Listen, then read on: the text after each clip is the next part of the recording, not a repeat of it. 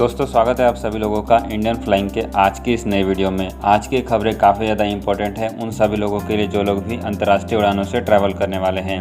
तो फ्रेंड्स बिना किसी देरी के शुरू करते हैं आज की इन खबरों को। आज की खबरें काफ़ी ज़्यादा इंपॉर्टेंट है यदि आप एयरलाइन से ट्रैवल करने वाले हैं। तो फ्रेंड्स पहली खबर की तरफ चलते हैं। पहली खबर यहाँ पर मलेशिया को लेकर आ गई है। आपको बता दें कि जो पैसेंजर्स भी अब भारत से मलेशिया के लिए ट्रैवल करके जाएंगे उन सभी पैसेंजर्स का 21 दिन का क्वारंटीन रखा गया है। आपको बता दें कि इससे पहले मलेशिया ने भारतीय पैसेंजर्स के ऊपर पूरी तरीके से पाबंदी लगा दी थी, लेकिन अब यहां पर ऐसी खबरें सामने आ रही है कि मलेशिया की गवर्नमेंट ने भारत से अपनी अंतर्राष्ट्रीय उड़ानों को चालू करने की अनुमति दे दी है। लेकिन जितने भी पैसेंजर्स भारत से मलेशिया के लिए ट्रैवल करके जाएंगे उन सभी पैसेंजर्स को कंपल्सरी 21 दिन के इंस्टीट्यूशनल क्वारंटीन में रहना पड़ेगा। इसकी जानकारी एयर इंडिया एक्सप्रेस के माध्यम से आई है। इसके अलावा फ्रेंड्स अगली खबर यहाँ पर यूएस से आ गई है। जो स्टूडेंट्स भी भारत से अमेरिका के लिए जाना चाहते थे स्टडी के लिए, अभी उन सभी लोगों के लिए वीज़ा की फैसिलिटी शुरू हो गई है। आपको बता दें कि यूएस की एम्बेसी जो कि भारत में है उसने यहाँ पर वीज़ा देना शुरू कर दिया है। यदि आप भी यूएस के लिए जाना चाहते हैं, यूएस पढ़ने जाना चाहते हैं, तो आप भी अब ट्रैवल करके जा सकते हैं क्योंकि नया वीज़ा जो है भारत में मिलना शुरू हो गया है। लेकिन आपको बता दें कि अभी ये नया वीज़ा केवल और केवल स्टूडेंट्स लोगों के लिए ही मिल रहा है। आम लोगों के लिए या फिर काम के सिलसिले से जाने वाले लोगों के लिए अभी नॉर्मल वीज़ा पूरी तरीके से बंद है। इसके अलावा फ्रेंड्स एक और खबर यहाँ पर अमेरिका जाने वाले लोगों को लेकर जान लेते हैं। आपको बताना चाहेंगे कि यदि आप भी भारत से यूएस के लिए ट्रैवल करके जाना चाहते हैं तो अब यहाँ पर अमेरिकन एयरलाइंस जो है अपनी नई फ़्लाइटों को चालू कर चुकी है। आपको बता दें कि दिल्ली से न्यूयॉर्क के लिए अब अमेरिकन एयरलाइंस जो है रोज़ाना बेसिस पर अपनी अंतर्राष्ट्रीय उड़ानें ऑपरेट करेगी। इससे पहले ये फ़्लाइट केवल यूनाइटेड एयरलाइंस कंपनी ही ऑपरेट करती थी, लेकिन अब ऐसी खबरें सामने आ रही है कि अमेरिकन एयरलाइंस भी अपनी उड़ानों को चालू कर चुकी है। यानी कि अब आपके पास 3 ऑप्शन है, या तो आप एयर इंडिया से जा सकते हैं, इसके अलावा आप यूनाइटेड एयरलाइंस या फिर आप अमेरिकन एयरलाइंस के माध्यम से भी ट्रैवल करके अब यूएस के लिए जा सकते हैं। फ्रेंड्स आगे बढ़ते हैं और अगली बड़ी अपडेट यहाँ पर कतर एयरवेज़ को लेकर आ गई है। आपको बता दें कि कतर एयरवेज़ जो है अब मालदीव के लिए अपनी नई अंतर्राष्ट्रीय उड़ानें चालू कर चुकी है। इससे पहले भी कतर एयरवेज़ मालदीव के लिए अपनी उड़ानों को ऑपरेट करती थी, लेकिन अब यहाँ पर इन उड़ानों को और भी काफ़ी बड़े लेवल पर चालू किया जा रहा है। यहाँ पर आपको बताना चाहेंगे कि कतर एयरवेज़ जो है ऐसे सभी टूरिस्ट डेस्टिनेशन वाले लोकेशंस पर अपनी उड़ानों को चालू कर रही है जहाँ पर भी लोग छुट्टियों पर जाना चाहते हैं। आपको बताना चाहेंगे कि जैसे जैसे अब यहाँ पर कोरोना वायरस ख़त्म हो रहा है वैसे वैसे अब लोग यहाँ पर घूमने जाना पसंद कर रहे हैं, जिस कारण से ही यहाँ पर कतर एयरवेज़ और इसके अलावा दूसरी एयरलाइंस कंपनियाँ जो है टूरिस्ट डेस्टिनेशन वाले लोकेशंस पर अपनी अंतर्राष्ट्रीय उड़ानें चालू कर रही हैं।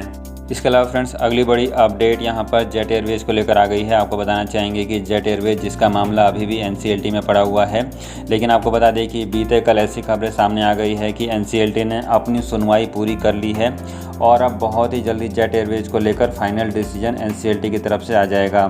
यहाँ पर आपको बता दें कि एनसीएलटी ने जितने भी स्टेक होल्डर थे उन सभी लोगों की सारी बातें सुन ली हैं और अभी अपना फाइनल डिसीजन सुरक्षित रखा है। आ रही रिपोर्ट के अनुसार अगले 1 से 2 दिन में एनसीएलटी जेट एयरवेज़ को लेकर अपना फाइनल डिसीजन दे देगी कि क्या जेट एयरवेज़ अपनी उड़ानों को फिर दोबारा से चालू करेगी या फिर नहीं करेगी, और यदि चालू भी करती भी है तो कब से चालू कर पाएगी। आपको बता दें कि जेट एयरवेज़ के बंद हुए तकरीबन 2 साल से भी अधिक समय हो गया है और अभी तक जेट एयरवेज़ अपनी उड़ानों को चालू नहीं कर पाई है।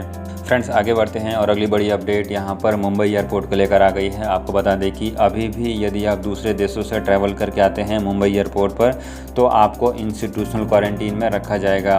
बात करें यहाँ पर कौन कौन से देशों से ट्रैवल करके आने वाले लोगों का इंस्टीट्यूशनल क्वारंटीन हो रहा है, तो यहाँ पर यदि आप गल्फ़ देशों से आते हैं, यूरोपियन देशों से आते हैं, यूएस से आते हैं या फिर ऐसे किसी देश से आते हैं जहाँ पर ज़्यादा कोरोना वायरस फैला हुआ है, तो आपको मुंबई एयरपोर्ट पर आने के बाद कंपल्सरी 7 दिन के इंस्टीट्यूशनल क्वारंटीन में रहना पड़ेगा और बाकी के 7 दिन आपको होम क्वारंटीन में रखा जाएगा। लेकिन यदि आप यहाँ पर वैक्सीन की दोनों डोज लगा कर आते हैं, जैसे कि यदि आप किसी भी कंट्री से ट्रैवल करते हैं और आपने उस कंट्री में वैक्सीन की दोनों डोज ले ली है और उसके बाद आप मुंबई एयरपोर्ट पर ट्रैवल करते हैं, तो आपका मुंबई एयरपोर्ट पर आने के बाद क्वारंटीन नहीं किया जाएगा। लेकिन यहाँ पर शर्त यह है कि आपको वैक्सीन का प्रूफ दिखाना पड़ेगा। जैसे कि यदि आपने किसी भी कंट्री से वैक्सीन ली है तो उसका सर्टिफिकेट आपको मुंबई एयरपोर्ट के अधिकारियों को दिखाना पड़ेगा।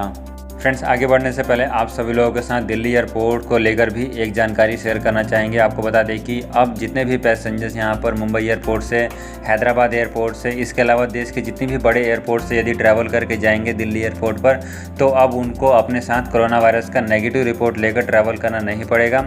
इससे पहले इन सभी पैसेंजर्स को कोरोना वायरस का नेगेटिव रिपोर्ट कंपलसरी होता था, लेकिन दिल्ली एयरपोर्ट की तरफ से अब इस रिपोर्ट को कंपलसरी नहीं रखा गया है।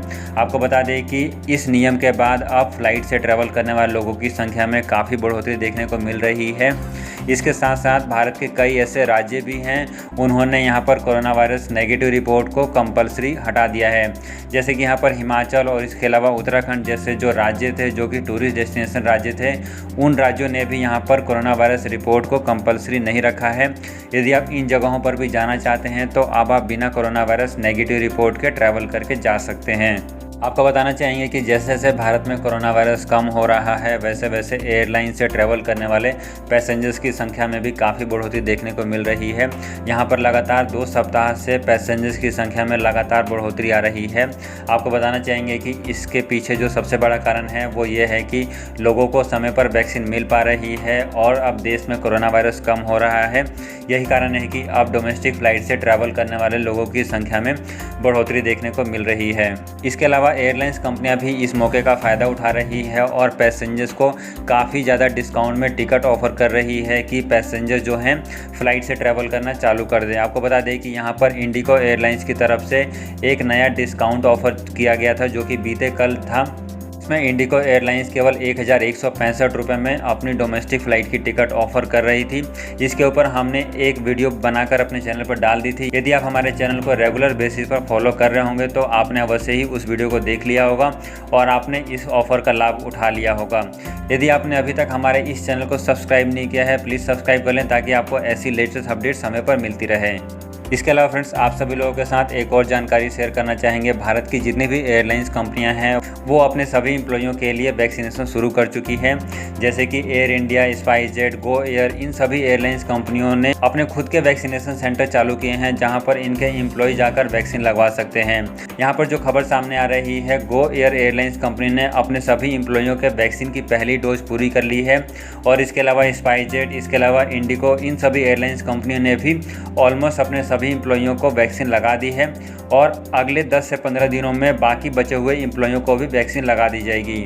आपको बताना चाहेंगे कि भारत सरकार की तरफ से इन सभी एयरलाइंस कंपनियों को अलग से वैक्सीनेशन दिया गया है ताकि ये अपने एम्प्लॉइयों को प्रायोरिटी बेसिस पर वैक्सीन लगा पाएँ और जितने भी एयरलाइंस के एम्प्लॉई हैं कम से कम उन सभी एम्प्लॉइयों को यहाँ पर सुरक्षित किया जा सके। तो फ्रेंड्स, आज की इन खबरों में फिलहाल इतना ही रखते हैं। उम्मीद है कि आपको वीडियो पसंद आई होगी। वीडियो यदि आपको अच्छी लगी है, काम की लगी है, तो इस वीडियो को लाइक कर सकते हैं और चैनल को यदि आपने अभी तक सब्सक्राइब नहीं किया है, प्लीज़ सब्सक्राइब कर लें ताकि आपको ऐसी लेटेस्ट अपडेट समय पर मिलती रहें।